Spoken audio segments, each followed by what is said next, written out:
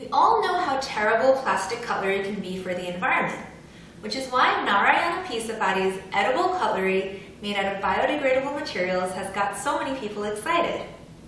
Pisapati's Kickstarter campaign has already raised over 4 times his original $20,000 goal, and if you haven't already checked out his company Bakies, you can definitely do so in the link below. Now, Pisapati's project had me just as intrigued as everybody else on the internet, and I wondered if I could make my own edible cutlery right at home. So without further ado, here is my recipe for how you can make your own edible knives, forks, and spoons right in your own kitchen. For this recipe, you will need 3½ cups of flour, 1 cup of water, 1 teaspoon of salt, a rolling pin, a small knife, scissors, a lined baking sheet, and foil. First, add your water to a bowl. Then add your salt and about half of your flour and begin stirring. Then continue to stir while adding more of your flour until the mixture is too thick to stir anymore.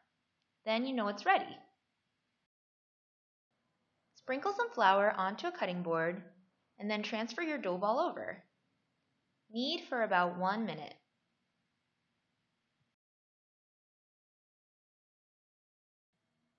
Then grab your rolling pin and start flattening your dough ball out until it's about 1/4 of an inch thick.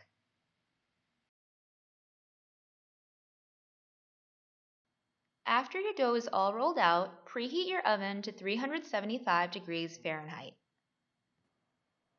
Now for the fun part, actually cutting out your utensils.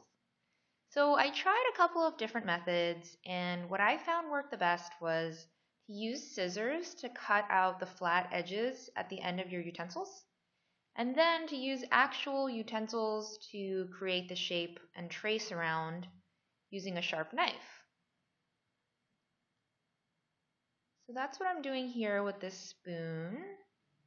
And my spoon actually had a really thin stem, so I made my stem a little bit longer so that it would have more stability.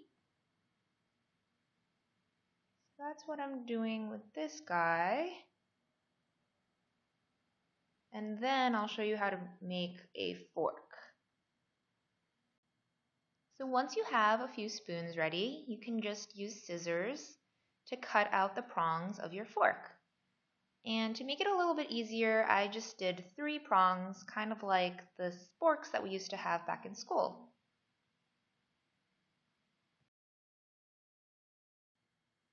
As you probably imagine, the knives were the easiest utensils to make. So I just made a flat edge and basically just cut out the shape of a knife.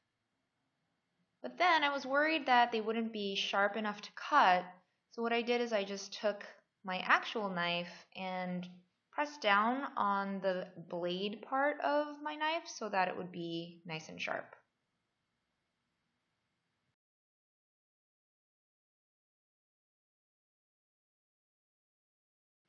And then if you want to make your utensils a little bit more decorative, you can just give them a few little accents like the one I'm doing here.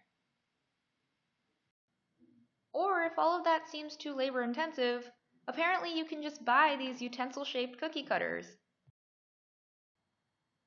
Anyway, getting back to the task at hand, when it's time to start baking your utensils, what I did was I actually created some foil forms so that my utensils could rest on top, thus creating the curvature needed to transport the food to your mouth.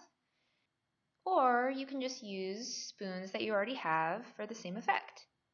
And if you do make the foil forms, you can always reuse them. When all of your utensils are ready on your baking sheet, pop them in the oven for about 30 minutes or until golden brown. And here's what they look like when they're ready. Okay, so they're not exactly the prettiest peas in the pod, but they actually do work.